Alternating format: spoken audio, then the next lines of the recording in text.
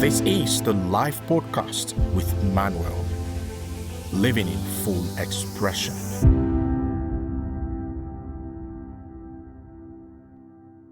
Today's episode is a special one because I'm going to be starting today's episode with asking you a simple question.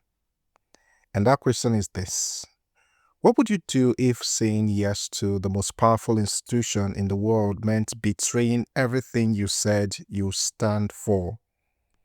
What if saying no cost you $200 million in your government contract and the presidential threat of civil and criminal consequences? That's not a hypothetical question, actually. This is what actually happened last 2 weeks to the CEO named Dario Amodei, the founder of Anthropic, the company that makes the AI tool called Claude. Now, whether you heard of him or not, what he did and what his competitors did in response is one of the most important real-world lessons in values, integrity, and living in full expression that I've seen play out in public in a long time. So that's what we are going to be unpacking today. So if you're ready, let's get started.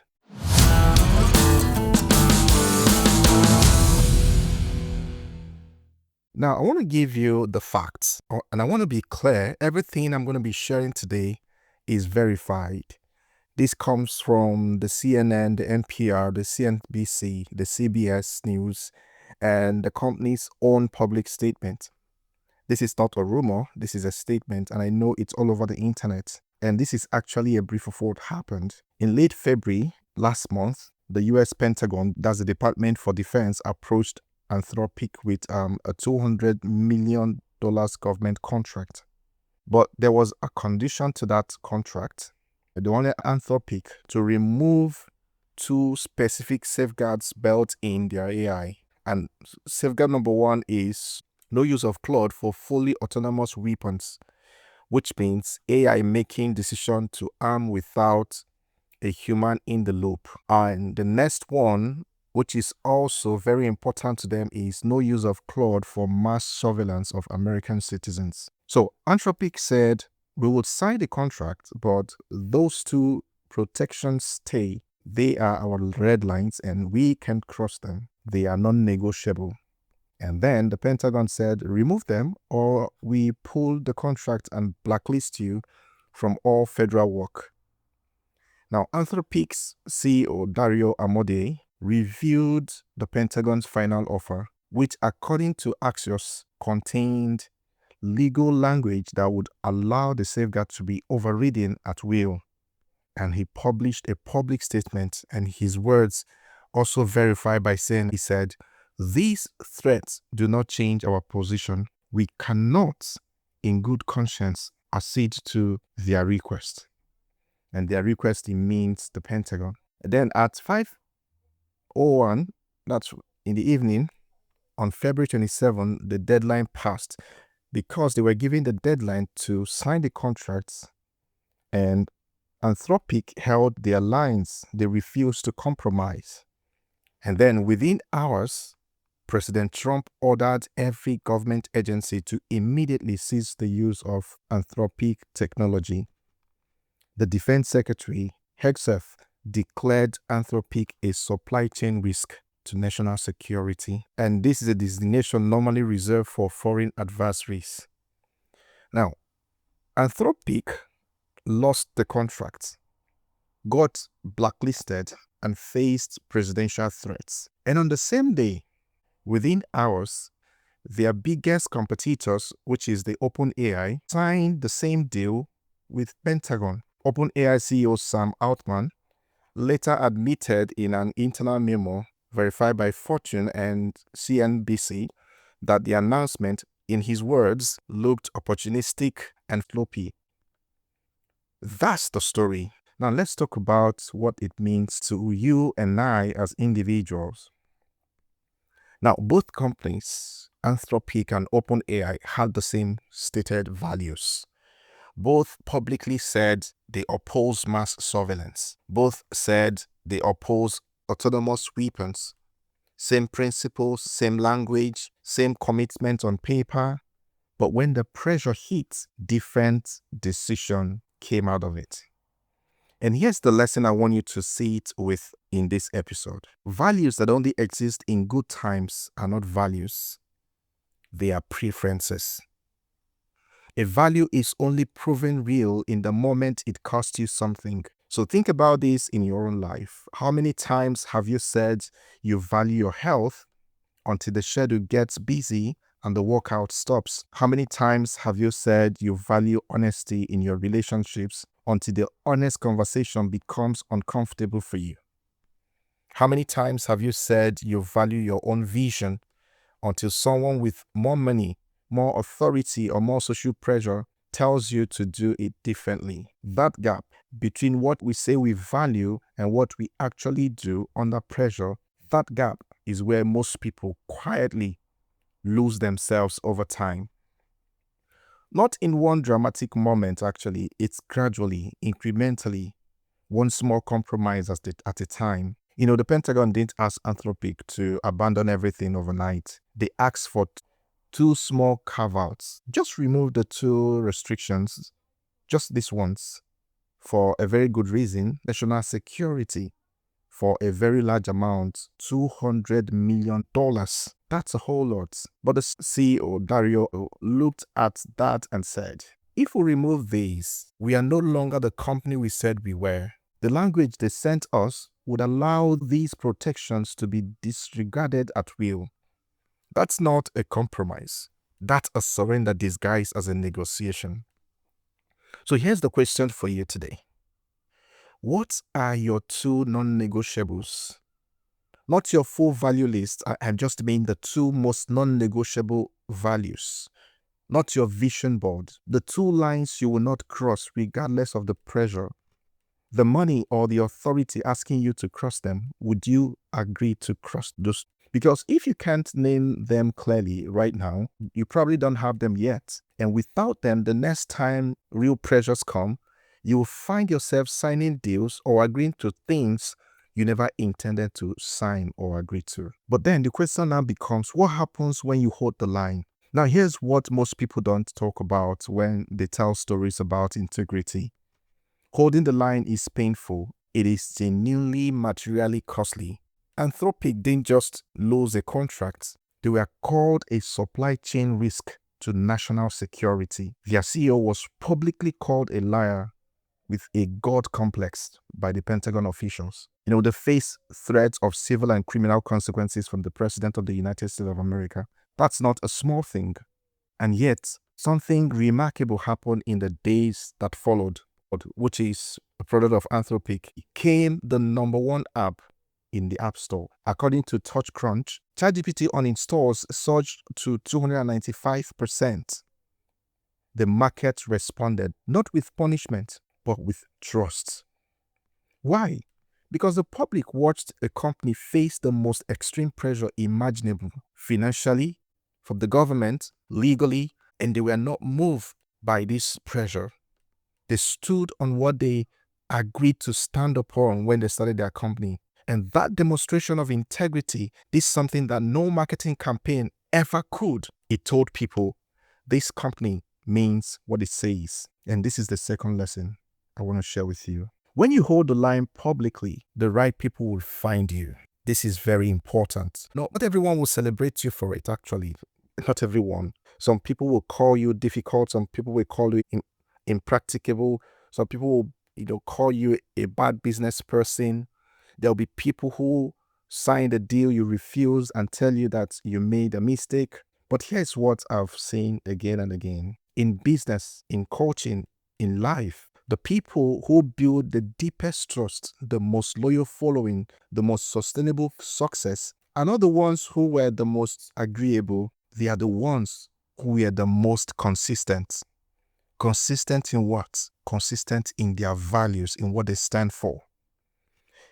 Consistency between what you say and what you do, maintained under pressure, is the rarest form of credibility in the world today. And your audience, your clients, your team, your family, they are watching, not for perfection. They just want consistency. And that consistency is what they look out for. They want to know, when it gets hard, Does this person become someone different or do they stay? And you know what? Anthropic stayed and the market rewarded it. Now, here's the nuance I want to add before we get further. I'm not saying OpenAI was wrong. Their CEO made a different calculation. He believed the safeguards in their contracts were sufficient. He believed working from inside the system was better than working away. He may be right. We don't have access to the full contract anyway, so we can't judge from outside. But here's what we do know. He later admitted it by saying that it looked opportunistic and sloppy. And when you are making decisions under extreme pressure, how something looks, both to the outside world and to yourself in the mirror, matters a lot. So you have to be careful. Okay, the third lesson is knowing your red lines before the pressure arrives. So here's the thing about Anthropic's story that most people will miss. Their CEO didn't decide his red lines on February 27th, standing at a deadline with $200 million on the table. He said, "We have these two red lines. We've had them from day one." This was verified by CBS News in a direct interview with the CEO of Anthropic. So they said this from day one. From day one, they had already had these red lines and they had promised themselves as a company not to cross them. The reason he could say no under that level of pressure is because the decision had already been made long before the pressure arrived, when the stakes were low and the thinking was clear. And this is the third lesson, and it might be the most practical one in this episode. Your values decision needs to be made in the boardroom of your own mind, not at the negotiation table under pressure. I want to say that again.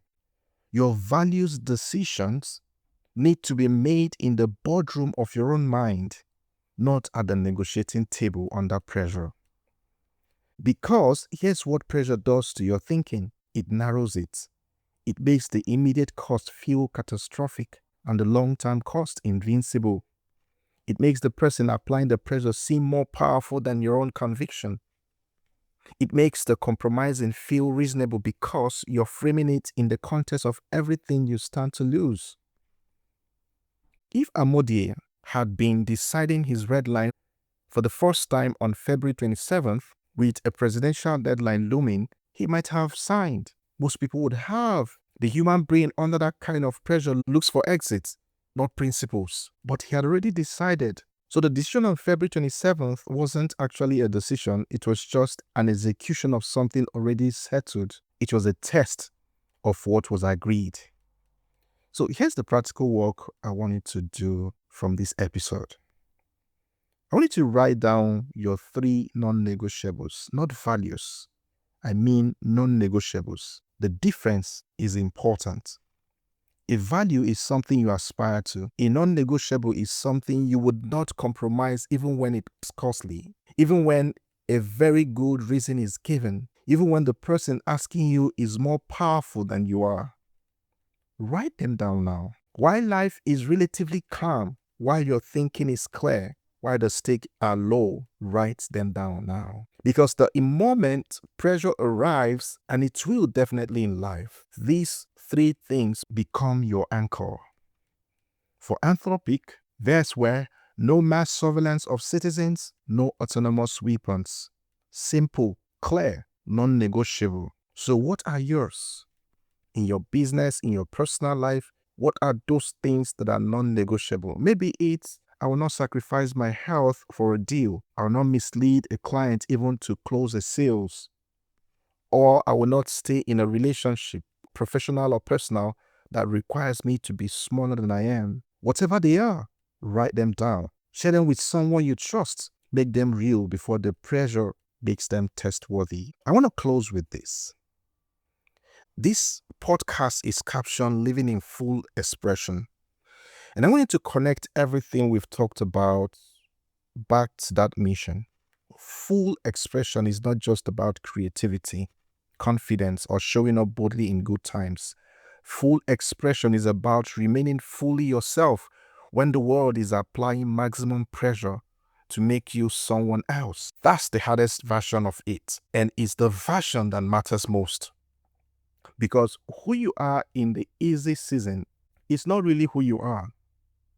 Who you are when the $200 million is on the table, when the most powerful institution in the room is demanding your compliance, when saying no has real consequences. That's the version of you that defines everything. Dario Amodei stood in one of the highest pressure moments a business leader can face. Financial, governmental, legal threats all at once. And he stayed exactly who he said he was. He was neither reckless nor afraid. He was just settled, grounded, already decided. That's what full expression looks like under fire. And whether you're facing a difficult client, a job offer that compromises your value, a relationship that is asking you to shrink, a business opportunity that requires you to be dishonest, the principle is the same. Know your red lines. Decide them in advance. Hold them when it costs you. And trust that the people worth having in your life, in your business, will respect you more, not less, for staying whole on your red lines. That's the legacy Anthropic built in a single week. Not just a product, a reputation for integrity that no marketing budget could have created for them. You have the same opportunity every single time pressure comes knocking. You either decide to stand by your non-negotiables or you shift ground. The choice is actually yours. So, in closing, 3 things to take away from today. Number 1, your values are only real when they survive pressure. Identify your non-negotiables now before the pressures arrive. Number 2, holding the line is painful in the short term, but consistency between what you say and what you do is the most powerful form of trust building available to any human being. Number 3, the right people are always watching. When you stay true, they find you. The market, whether it's clients, partner, or the people you love, rewards authentic integrity in ways that no strategy can replicate. Yes, we may not know what else would happen after the renegotiation, but for us, this is the lesson we can take from what happened between the Anthropic company and the federal government. So if this episode had stirred something in you, I would love to know. You can reply, you can send a message, you can leave a review, but most importantly, share with someone who is facing a moment right now where their life's value are being tested. They might need to hear this today. This has been the Live Podcast with me, your host, Manuel. And until I see you in our next episode, keep living in full expression.